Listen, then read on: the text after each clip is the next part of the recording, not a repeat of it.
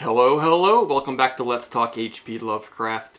Today, doing another short story review. This one's going to be The Shadow Out of Time, and it is our next to last review in this series. After that, we will be done.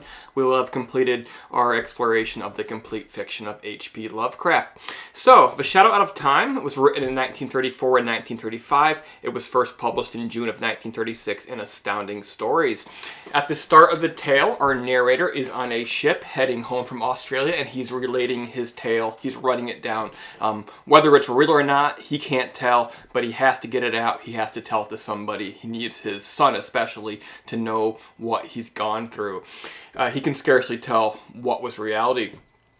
Decades earlier, when this all began, he underwent a decade-long sort of psychological episode, or at least that is how it looked to the outside world. Most of what happened in this time, as he tells us, is pieced together from what other people have told him. But he's had amnesia. He doesn't remember what went on at that time. But it seems that his body, with or without his brain, managed to alienate his entire family, lose his job as an economics professor at Miskatonic University, and meanwhile spent its time traveling the world studying history and archaeology.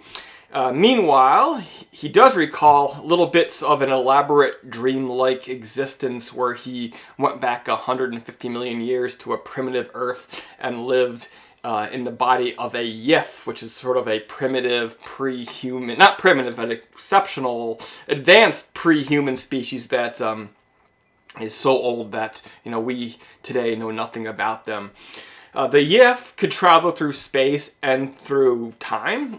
Upon settling here on Earth, they began to project their consciousness into other beings from not just Earth, but from across this cosmos, but also not just from the present time or their present, but into their future and into their past. They're basically historians archiving the complete history of the universe.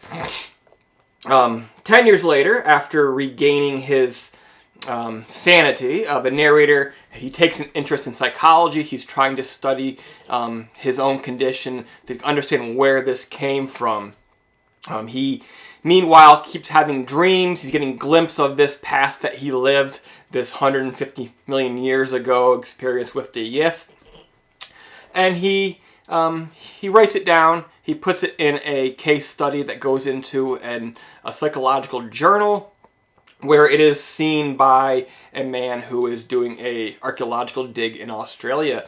It seems that they have found symbols carved on rocks there, but they cannot identify, but they seem to resemble things that he put down in his psychology report about his experiences, about his, his manias, his obvious mental illness as he thinks. So the narrator, intrigued, he goes to Australia to take part in this new Miskatonic University-led expedition. He eventually finds himself in an underground city, which he recognizes from his dreams. There he finds a book written giving the history of humanity in his own handwriting, although the book is 150 million years old. And the Yith, they're still alive, hiding under Australia of all places. Alright guys, that is your story. That is The Shadow Out of Time. I think it's a great way to nearly wrap up this project of exploring the complete fiction of H.P. Lovecraft. It is among my favorite Lovecraft stories, to be sure. It bears some similarities to At the Mountains of Madness, which also features an expedition, but I think this one is much more personal, less dry, less technical, and really has a lot more humanity and drama than At the Mountains of Madness, which gets so much of the accolades among fans. It's also, I think, our best glimpse into this sort of fictional prehistory of Earth that Lovecraft has hinted at so many times in his many stories. I think this is the point where we actually spend many pages in that past and get to spend time with a species, among that species, and really understand sort of the bigger picture of Lovecraft's mythos. Otherwise, pretty common theme here is that here is a person who is going through experiences so horrible that the mind can scarcely process them. And there's a quote by Lovecraft, something like that, where the best thing about this, the humane thing, the fortunate thing is that these experiences can't be processed, so that the horror gets lessened rather than being fully experienced, which would make you shit your pants. I'd also say this is probably one of Lovecraft's most cinematic stories. Definitely needs a big budget adaptation. Lots of genres at work here: sci-fi, mystery, horror, adventure. A little bit of Indiana Jones meets Alien meets Predator meets The Exorcist, maybe, or not Exorcist, The Omen. A little bit of everything going on. This is appropriately placed right near the end of this collection. I think it's probably, I would say it's sort of representative of.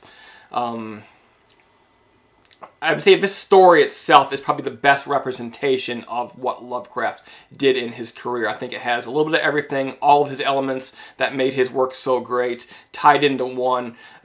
In some ways, among his best written stories, although that being the case, if you've read all the other stories, you will find this one fairly familiar.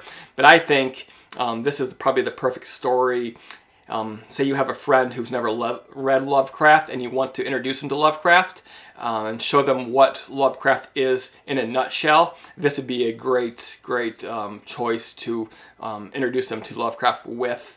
They won't understand some of the references, but it'll be better this way because whereas I feel all the familiar elements of Lovecraft, they will get them all for the first time in one concise little nutshell, a novella that will take them a couple hours to read. All right, guys, those are my thoughts on The Shadow Out of Time. I will be back again shortly with a review of The Haunter of the Dark, and then we're moving on to our next projects here on Let's Talk. Thank you for listening. Please subscribe, and until next time, keep it creepy.